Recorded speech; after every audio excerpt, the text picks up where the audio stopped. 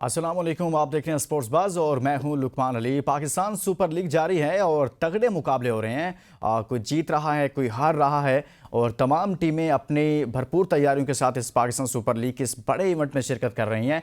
लेकिन इब्तदाई तौर पर कुछ टीमें अच्छी परफॉर्मेंस नहीं दे पा रही। हो सकता है कि आने वाले दिनों में अभी बहुत सारे मैचेस हैं, वो बेहतर हो सकें। ख़ासतौर पर अगर बात करें पेशावर ज़ल्मी की, पेशावर ज़ल्मी इतना अच्छा परफॉर्म नहीं कर पा रही है, लेकिन कुछ टीमें हैं जो बहुत अच्छा परफॉर्म कर रही हैं और इन टीमों में भी कुछ प्लेयर्स हैं जो बहुत अच्छा परफॉर्म कर रहे हैं। ख़ासतौर पर अगर बात की जाए साहबजादा फरहान की, तो साहबजादा फरहान बहुत अच्छी परफॉर्मेंसेस दे रहे हैं और ज़बरदस्त परफॉर्मेंसेस उनकी जानिब से आ रही हैं। इस टूर्नामेंट में अभी तक वो 3 मैचेस में 1 सेंचुरी स्कोर कर चुके हैं। इसके साथ साथ साहबजादा फरहान एक 50 स्कोर कर चुके हैं और मजमूई तौर पर देखा जाए तो उन्होंने 3 मैचेस में 184 रन बनाकर इस टूर्नामेंट में यानी कि पाकिस्तान सुपर लीग में इस वक्त वो टॉप पर हैं। और इससे पहले नेशनल टी20 कप जो हुआ था, जिसमें उन्होंने 3 सेंचुरियां स्कोर की थी, 2 50 स्कोर की थी, उसमें भी वो टॉपर थे। और यूं कहिए कि साहबजादा फरहान एक रिकॉर्ड पर रिकॉर्ड बना रहे हैं और इससे पहले भी उन्होंने जबरदस्त ये रिकॉर्ड बनाया था कि एक 1.5 माह के अंदर उन्होंने 4 सेंचुरियां स्कोर कर दी।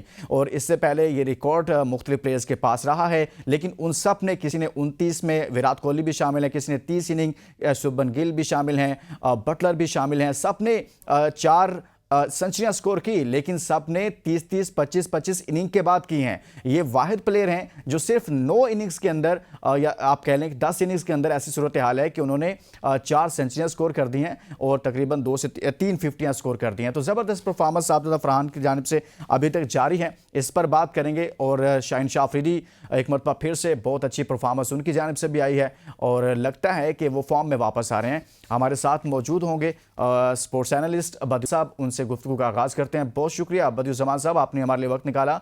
पाकिस्तान सुपर लीग जारी है सर। जो मैच अभी कराची में लास्ट मैच हुआ उसकी थोड़ी बात करते हैं। क्राउड आया, नहीं आया, क्या मंजर देखा आपने? देखिए, क्राउड की जहां तक बात करते हैं लुकमान भाई, आप कराची में हमेशा से ये रहा है कि क्राउड बहुत कम आता है जी। असल में। और सबसे बड़ी वजह जो वो सामने आई है, एक तो टाइमिंग का बड़ा डिफरेंस है। पहले मैच में वो 6:30 बजे टॉस होता था, 7 जी। बजे शुरू हो जाता था। लोग आते थे 10:30 11 बजे, मैच खत्म होने के बाद वो घरों को चले जाते थे। लेकिन 8 बजे जब मैच शुरू होगा तो वो 12 ही स्टेडियम में ही बच जाते हैं। फिर लोगों को अपने घरों में जाते वक्त जो है तो वो तकरीबन 1 बज जाता है। अगले दिन को ऑफिस या और अपने अपने कामों में भी जाना पड़ता है। तो ये थोड़ी सी प्रॉब्लम दूर है। और दूसरा, आपको मालूम है कि कराची वाले जो शायकीन है या फैंस है, उनका मिजाज थोड़ा सा वखरा है। चाहे वो लाहौर हो, पिंडी हो या मुल्तान हो, इनसे थोड़ा वखरा मिजाज रखते हैं। क्योंकि ये चाहते हैं कि किसी किस्म की रुकावट ना हो और जब वो जाएं स्टेडियम तो दरवाजे खुले हों, कोई उनको चेक ना करे और आराम से वो जाके मैच देखें और अपनी मर्जी से आ जाएं। तो ये वो रुकावटें नहीं बर्दाश्त करते। हालांकि पिछले जो पीएसएल या जितने भी मैचेस होते थे, उसमें ये था कि बहुत ज्यादा रुकावटें होती थी। बहुत दूर जो है वो उनको गाड़ियां पार करने के बाद पैदल आता था। लेकिन अब जो इस पीएसएल में खास तौर पर ऐसा है कि सिर्फ स्टेडियम के सामने 2 मुकामात है, जिसमें नेशनल कोचिंग सेंटर है और उसके बराबर में एक ग्राउंड है, चाइना ग्राउंड उसको कहते हैं। तो वहां पर पार करने के बाद वो सुकून से अपने अपने गेट से अंदर आ जाते हैं, जिसकी वजह से उनको प्रॉब्लम नहीं होती। सही। लेकिन उसके बावजूद जो है वो शायकीन क्रिकेट नहीं आ रहे। और एक तो सबसे बड़ी वजह ये टाइमिंग वाली है और दूसरी वजह आपको मालूम है कि वो क्या है, बहुत सारे लोग जो जी है जी जी। इस तरफ नहीं आना चाह रहे कि वो एक सोशल क्रिकेट के मीडिया पर एक इस डिबेट चल रही है, स्टेडियम में आए। कैंपेन चल रही है, तो आप कह ये लें कुछ गुफ्तगू हो रही है, तो उस वजह से भी आप कह रहे हैं मुतासिर हो रही है। हाँ, बिल्कुल ऐसा भी है। बहुत सारी जो आपको वजूहात मालूम है उनमें कि एक जिस ये भी तरीके है। से अच्छा बदियू जमान साहब, अब हम कुछ बात करते हैं परफॉर्मेंसेस की। तो परफॉर्मेंसेस की बात करते हैं, आगाज़ करेंगे साहबजादा फरहान के इस टूर्नामेंट में जो बहुत अच्छी परफॉर्मेंस दे रहे हैं वो साहबजादा फरहान है। उनके स्टैट्स भी आपके सामने रखते हैं और फिर उस पर बात करते हैं कि साहबजादा फरहान जिनको बिल्कुल लास्ट पर पिक किया गया था इस्लामाबाद यूनाइटेड ने, वो अभी तक टॉप स्कोरर हैं इस टूर्नामेंट में। 3 मैचेस में 184 रन हैं, 61.33 की उनकी एवरेज है। स्ट्राइक रेट उनका 165.76 का है, एक 50 स्कोर किया है, एक सेंचुरी स्कोर की है। बहुत ज़बरदस्त परफॉर्मेंस है साहबजादा फरहान की इस टूर्नामेंट में और लगता यह है कि वो जिस फॉर्म में हैं वो कुछ ना कुछ मज़ीद रिकॉर्ड्स अपने नाम करेंगे इस पाकिस्तान सुपर लीग 2025 के एडिशन में। बदियू जमान साहब, साहबजादा फरहान की ज़बरदस्त परफॉर्मेंस, पहले तो ये मेरी समझ से बाहर है कि कैसे हो गया कि पाकिस्तान सुपर लीग की किसी भी टीम ने इस लड़के को पहले मरहले में पिक ही नहीं किया।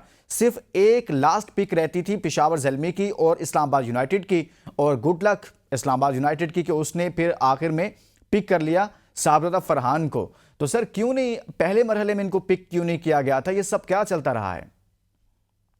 देखिए लुकमान भाई, यहाँ पर हमने देखा कि बहुत सारे लोग जो है वो चाहे फ्रेंचाइज जो है वो बड़े नामों की तरफ जाती हैं। जी ये नहीं देख रही कि किसकी परफॉर्मेंस क्या है। बाबर आजम की तरफ जो है वो पेशावर ज़ल्मी जा रही है, फिर साइम अयूब हालांकि इंजरी के बाद वापस आए, उनकी तरफ जो है वो जा रहे हैं। लेकिन ऐसे प्लेयर जो डोमेस्टिक में बड़ा अच्छा परफॉर्म कर रहे हैं, साहबजादा फरहान की मैं आज से नहीं, साहबजादा फरहान जो है वो इस नेशनल T20 को अगर आप छोड़ें भी तो पिछले 3 से 4 साल उसकी परफॉर्मेंस, चाहे वो 4 डे क्रिकेट हो, 1 डे क्रिकेट हो या T20 क्रिकेट हो, मुसलसल अच्छी परफॉर्मेंस दे रहा है। लेकिन अफसोस की बात इस वजह से है कि जब वो पाकिस्तान टीम में आता है तो उसको अपने नंबर पर नहीं खिलाया जाता, जिसकी वजह से वो परेशान हो जाता है। और पाकिस्तान टीम में बहुत सारे ऐसे प्लेयर हैं जो अपने नंबर पर ना खेलने की वजह से टीम से बाहर हो चुके हैं। देखिए, एक अगर ओपनर है तो उसको आप ओपनर खिलाएं, उससे परफॉर्मेंस लें, उसको 5 से 7 या 8 से 10 चांस दें, और उसके बाद परफॉर्म नहीं करते जी भले उसको आप बाहर करें, बेंच में बिठा के रखें। लेकिन इस खिलाड़ी के साथ ऐसा ही हुआ है, एक मैच खेलने के बाद, 2 मैच खेलने के बाद इसको बाहर कर दिया जाता है। और फिर ये जो है वो कारकर्दगी का भूखा है, किसको कहते हैं ना खिलाड़ी को, वो वैसा है। और वे हर जगह जाकर परफॉर्म करते हैं। कल आपने मैच जब खत्म हुआ, जब सेंचुरी हुई दूसरे मैच में अपना साहबजादा फरहान की, आपने देखा होगा कि उन्होंने एक तो सेलिब्रेशन जिस ने किया और जी जिससे उन्होंने हाथ जोड़कर वो कहा, इससे ये साफ जाहिर होता है कि भाई मौका दो और मैं इस मौके की तलाश में हूँ, इसीलिए परफॉर्म कर रहा हूँ। अगर मेरी मुझसे और फिर परफॉर्मेंस ना हो मुल्तान तो आप भले बात मुल्तान के खिलाफ करें। भी उन्होंने 50 कर दी अबदुज्जमान साहब। बिल्कुल, मुल्तानी के खिलाफ भी बड़ी अच्छी बैटिंग उन्होंने की है। यही होता है जब एक प्लेयर को जो है वो बड़े दिल के साथ जाकर खेलता है, उसको प्रेशर नहीं लेता और अपनी परफॉर्मेंस पर तवज्जो देता है, तो फिर उसको कोई उसकी कारकर्दगी दिखाने से नहीं रोक सकता। तो मेरे ख्याल में हमारे यहाँ अगर बड़े प्लेयर में नामों की तरफ जाने के बजाय उन प्लेयर्स को लें जो परफॉर्म कर रहे हैं डोमेस्टिक क्रिकेट में। आपने डोमेस्टिक क्रिकेट क्यों रखी हुई है? इसीलिए रखी हुई है ना कि जी डोमेस्टिक क्रिकेट में जो लड़का परफॉर्म करे उसको PSL भी उसको खिलाएं, उसको उसको पाकिस्तान पीएसएल टीम भी खिलाएं और फिर खिलाएं। उसको पाकिस्तान टीम की तरफ से खिलाया जाना चाहिए। जो परफॉर्मर है उनके साथ मजीद ज्यादती नहीं होनी चाहिए। जमान साहब हमारे साथ मौजूद हैं आज के इस प्रोग्राम में, पाकिस्तान सुपर लीग के हवाले से बात कर रहे हैं। कुछ अच्छी परफॉर्मेंसेज हैं, कुछ बुरी परफॉर्मेंसेज हैं। इस ब्रेक के बाद मजीद बात करेंगे। Stay with us.